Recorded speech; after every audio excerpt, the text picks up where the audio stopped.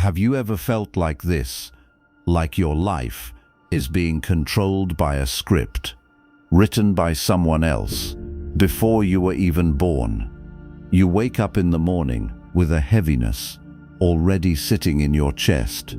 You pick up your phone and check the notifications. You scroll through lives that seem perfect on social media. You drink your second cup of coffee, or your third, just to force your body awake. You push through traffic. You squeeze through crowds on the train just to get to a job that drains the life out of you and leaves you feeling empty, burned out, and numb. Day after day, you face emails filled with pressure. You carry the expectations of society, your boss, and your family. You argue about the same old things with your partner, with all the irritation that has been quietly building inside. Then you come home exhausted, almost unable to keep going. You drop onto the couch. You let the television screen flash in front of you, and then you wake up and do it all again and again, like a loop that never ends, again and again, like a loop that never ends. And when we look at these patterns of life, these maze-like cycles we keep wandering through, we often ask ourselves quietly, is this my fate? Is this the destiny I am supposed to bow down to? Is the universe playing games with me? Is it testing me somehow? Or many times, when we cannot find an answer, we let out a long sigh and tell ourselves, this must just be my karma. I guess I have to accept it.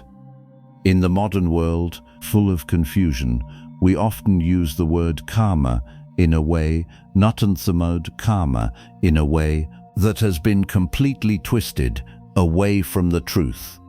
We imagine karma as some kind of cosmic blacklist, a dark record written down by a mysterious force. We think it is the result of actions from past lives that we cannot even remember now coming back to collect the bill and punish us with no right to question it and no way to appeal. Very often, we use the word karma as a cage. We use it to explain failure, pain, or the epidemic of sadness spreading through our lives. We convince ourselves, I must not have made enough merit. And that way of thinking turns us into victims of life. It becomes an excuse to surrender to suffering, believing that nothing can be changed. But what if I told you that everything you have believed about karma, your whole life, might have been a misunderstanding, the greatest misunderstanding of all? The Buddha, more than 2,500 years ago, never taught that our lives are controlled by a divine power or a creator God.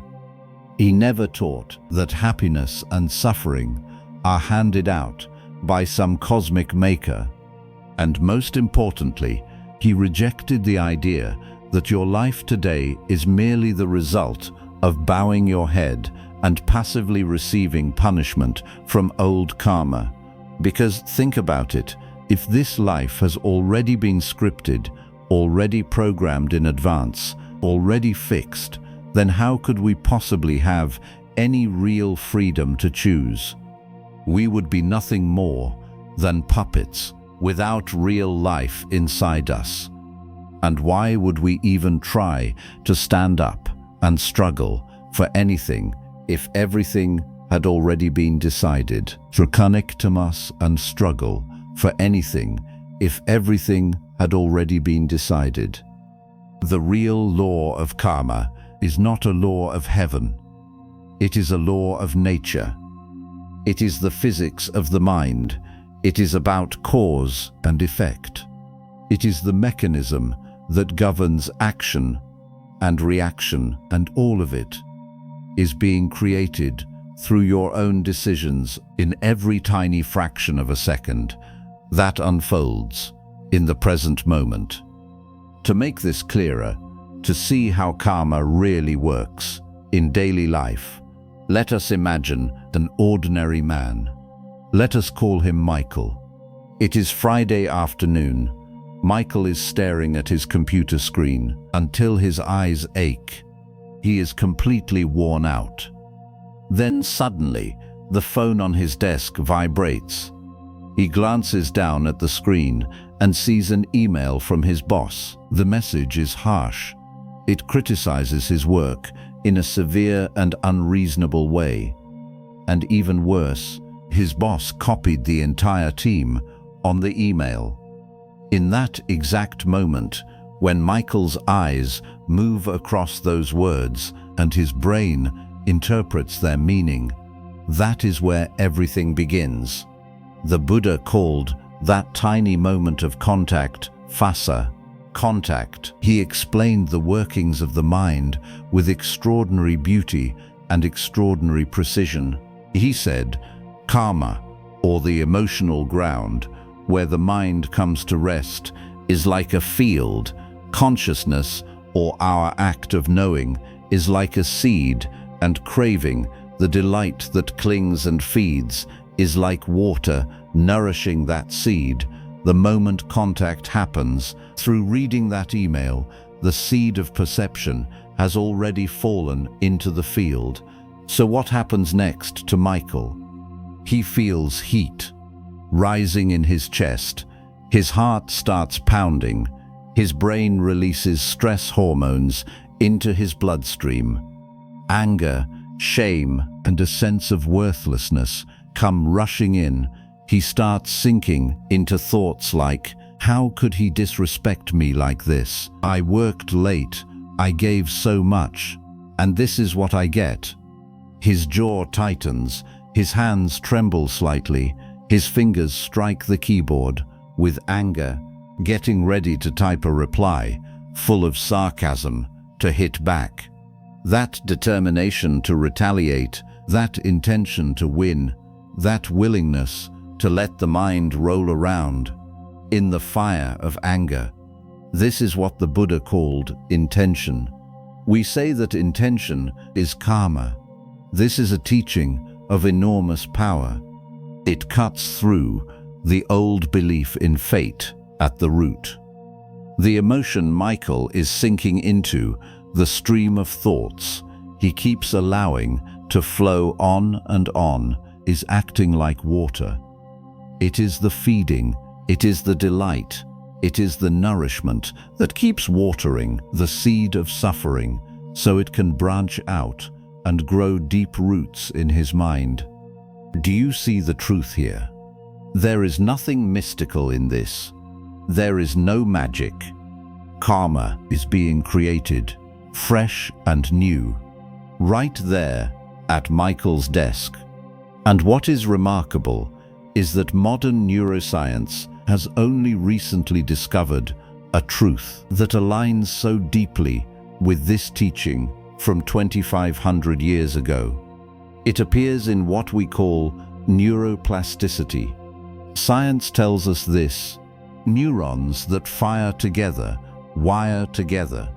Every time Michael lets himself sink deeper into anger, his brain pours more concrete onto a neural highway of stress, making that pathway wider, stronger, and easier to activate the next time. He has just created his own karmic consequence at the level of brain cells. It is not waiting to affect him in some future life. There is no cosmic judge holding a ledger and waiting to punish him. There is no cosmic judge holding a ledger and waiting to punish him. The result of this karma is already shaping his body and mind, right now, in this very moment. And if he keeps repeating it, it becomes a habit that slowly damages his relationships, his health, and his life for many years to come. It sounds frightening, doesn't it? It sounds heavy. But wait, do not lose hope yet, because the secret hidden inside this cycle is exactly where the Buddha's profound wisdom enters in, unlocks the mechanism, and changes our lives forever. Because if karma is created through contact and through our response in the present moment, then by simple logic, it can also be stopped in the present moment. We cannot erase karma or transform our lives, but wait, do not lose hope yet, because the secret hidden inside this cycle is exactly where the Buddha's profound wisdom enters in, unlocks the mechanism, and changes our lives forever. Because if karma is created through contact and through our response in the present moment, then by simple logic, it can also be stopped in the present moment. We cannot erase karma or transform our lives. Now let us go back to Michael's Friday afternoon again in slow motion. Michael reads the email. Contact happens. The seed falls into the field. Anger begins to spark and burn in his chest. The emotional brain sounds the alarm. But today, Michael has been practicing mindfulness.